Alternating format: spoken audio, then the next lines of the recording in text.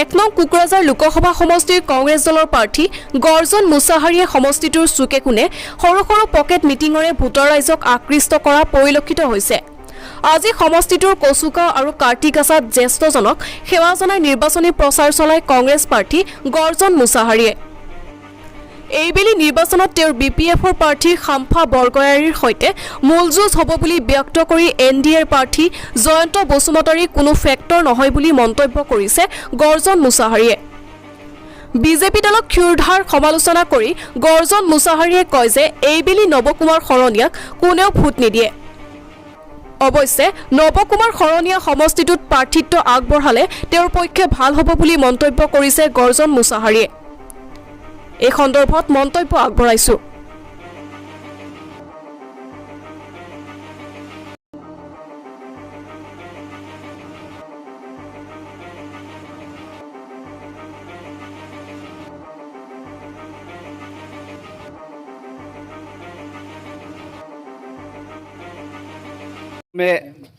আসাম প্ৰদেশ কংগ্ৰেছ কমিটিৰ সাধাৰণ সম্পাদক হিচাপে আৰু কোকৰাঝাৰ 1 নং লোকসভা সমষ্টিৰ কেণ্ডিডেট হিচাপে সকলোকে নমস্কাৰ যাচিছোঁ, অৰ্থাৎ বিটিচিবাসী অসমবাসীক নমস্কাৰ যাচিছোঁ। নমস্কাৰ। আজি আমি খুবেই আনন্দ কাৰণ এইটো মোৰ জন্ম গাঁও হয়। ইয়াৰ পৰা ইয়াতে মই জন্ম হৈছে, ইয়াতে ডাঙৰ দীঘল হৈছে। সেই ক্লাব এটা সময় আমি আমাৰ বন্ধু বান্ধৱৰ লগত এই ক্লাবটো বনোৱা হৈছে, ইয়াত চোৱা চিতা কৰা হৈছে। আজি মোৰ গাঁৱত আহি পেলাই এই গাঁৱৰ মুৰব্বীসকলক দৰ্শন কৰা, তেখেতৰ আশীৰ্বাদ লোৱা আমি গতিকে আমি খুব খুশি। আৰু আমাৰ কেম্পেইন কাৰ্যসূচী অলৰেডি ষ্টাৰ্ট হ'ল। আজি পুৱাতে আমি 10টা বজাত কুচুগাঁও বড়োবাদাত এটা ডাঙৰ মিটিং আছিল।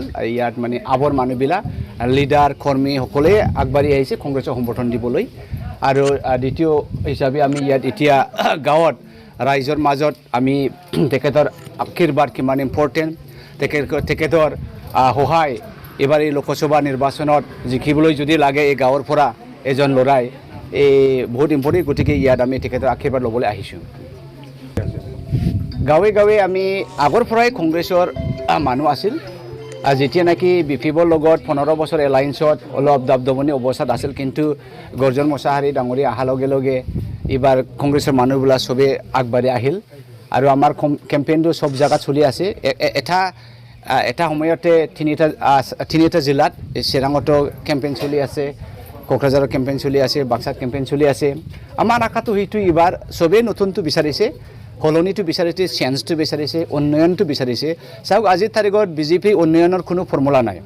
তেখেত কৈছে যে ভাৰতবৰ্ষ আজিৰ তাৰিখত পৃথিৱীত 1st নম্বৰত সবচে ধনী দেশ বুলি ঘোষণা কৰা, 3 ট্ৰিলিয়ন ইকনমি বুলি ঘোষণা কৰা। কিন্তু এই 3 ট্ৰিলিয়ন ইকনমি আমাৰ ৰাইজৰ হাতত অহা নাই। উন্নয়নৰ কোনো আমি ৰাস্তা দেখা নাই। উন্নয়ন যদি হ'লেহেঁতেন, ডেভেলপ যদি হ'লেহেঁতেন, আজিলৈকে কিয় গাঁৱে গাঁৱে বিপিএল দৰিদ্ৰসকলক 5 কেজি চাউল দিব লগা হৈছে? ইয়াৰে মানে হয় যে এতিয়াও আমাৰ মাজত দুখীয়া পৰিবাৰে আছে। 80 কোটি ভাৰতবাসী চবেই দুখীয়া। গতিকে এই দুখীয়াৰ পৰা মুক্ত পাবলৈ আৰু নিবনুৱা অৱস্থাৰ মুক্ত পাবলৈ আমি বিজেপিক উৎখাত কৰিব লাগে। এইটোৰ কাৰণে কংগ্ৰেছ গাঁৱে গাঁৱে জোৰদাৰভাৱে কেম্পেইন চলি আছে। আগৰ পৰাই আমি চাই আছে। যোৱাকালি আমি এটা ইণ্ডিয়া টুডে কনক্লেমৰ পৰা তেখেতৰ মন্তব্য হিচাপে এনেকুৱা কৈছে যে this time our government is quasi autocracy, অৰ্থাৎ ডেমক্ৰেচিক শেষ কৰি পেলাই সংবিধানৰ ৰক্ষণাবেক্ষণা নিদিয়াকৈ সংবিধানক উলংঘা কৰি পেলাই যি পদক্ষেপ লৈ আছে তেখেত লৈ আছে। কাৰণ কেজৰিৱাল ডাঙৰীয়াই বাৰে বাৰে কৈছে এইবাৰ দিল্লী বিজেপিৰ 0 হ'ব। এই গতিকে তেখেতৰ বেলেগ কোনো উপায় নাই। কেজৰিৱালক যদি জেলত নিদিয়া দিল্লীৰ পৰা এজনো MP ওলাই লৈ আহিব নোৱাৰিব।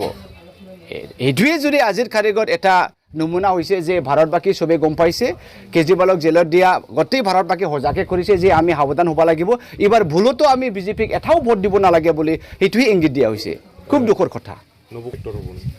নৱকুমাৰ শৰণীয়া ডাঙৰীয়াক মই ভাবি আছোঁ সি এইবাৰ যদি খেলে ভাল, তেখেত নমিনেশ্যন দিব, কিন্তু স্ক্ৰুটিনিৰ বোধাই সি আউট হৈ যাব।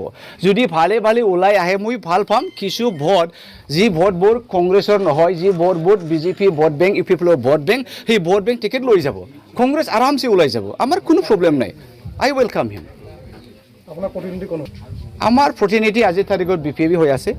কাৰণ ইউপিএফটো এতিয়া কোনো এটা ডিজাইন নাই তেখেতসকলে BTR একৰ্ডৰ পৰা যি আশা ভৰসাত এইবিলাক পূৰ্ণ কৰিব পৰা নাই গোটেই বড়ো ৰাইজসকলে বেয়া পাই আছে UPPৰ প্ৰতি আৰু UPPL যদি ক'ব যাওঁ আজি তাৰিখত প্ৰমোদ বড়ো ডাঙৰীয়া নিজৰ ঠাইত নাই সেই ডাঙৰীয়া হিমন্ত বিশ্ব শৰ্মা যিয়ে কৈ সেই কথা মানিব লগা হয় গতিকে হিমন্ত আমাৰ কাৰণে কেতিয়াও নাচায় ট্ৰাইবেলক টিকেট ভাল নাপায় বড়োবিলাক ভাল নাপায় এই গতিকে আজি UPPL কোনো ফেক্টৰী নহ'ব